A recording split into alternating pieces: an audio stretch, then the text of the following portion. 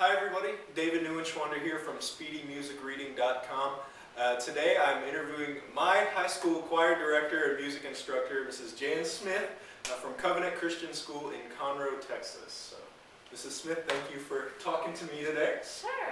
I just want to talk to you here for a few minutes about your opinions as far as why a lot of people don't take the time to learn how to read sheet music, why you think they should, why you think they shouldn't. And I guess for starters, let's start there. Well, music in general really uses both sides of your brain, and so anytime that you can expand your learning process to your complete brain, I think that that's helpful. Now, when you get specifically why don't they want to read music, it's usually because they think it's too hard. I think they see it as an impossible task. They see concert pianists and go, I could never do that, or opera singers and go, I could never do that, when reading music is just really simple, up and down, stays the same, jumps, skips, and so forth. Yeah. And so I guess that the hindrance would be time. They don't think it's going to, that they have enough time. I just think they should, because music is just a valuable release and way to express. Well, absolutely. And I've actually read some articles recently that, I mean, you mentioned it as far as engaging both sides of your brain, that when you do that, you actually, it increases IQ in kids, as some of these articles I've read recently. So you mentioned why you think people should learn how to read music. What sort of methods do you think are good, or maybe not so good, for learning how to read music? And in basic music theory, so we don't have to limit it to learning music.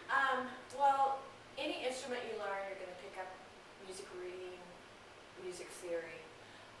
Most people think that piano is kind of like the basic instrument. You go to college, you're going to major in voice, you're going to major in tuba. You're still going to take the piano because it's a core course. And so any kind of piano, reading music, learning to do piano, that's going to be kind of I guess a background or a base for reading music. I didn't answer that. No, that's good.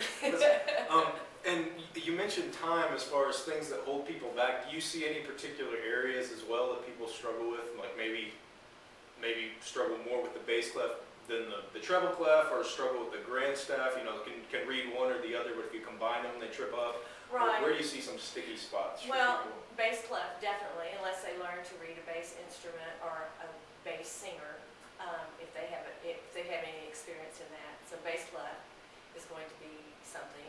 And here again, it's like I can do this with my treble, with this hand, with my right hand, and the treble clef, but I'm having a little trouble putting this together, and it's because both sides of your brain have not been developed, and it just comes with practice, and then it's very easy to coordinate. Okay, so practicing both the left hand and the right hand together, but then also individually really helps to make that connection. It's just practice. It's just continual practice. Okay.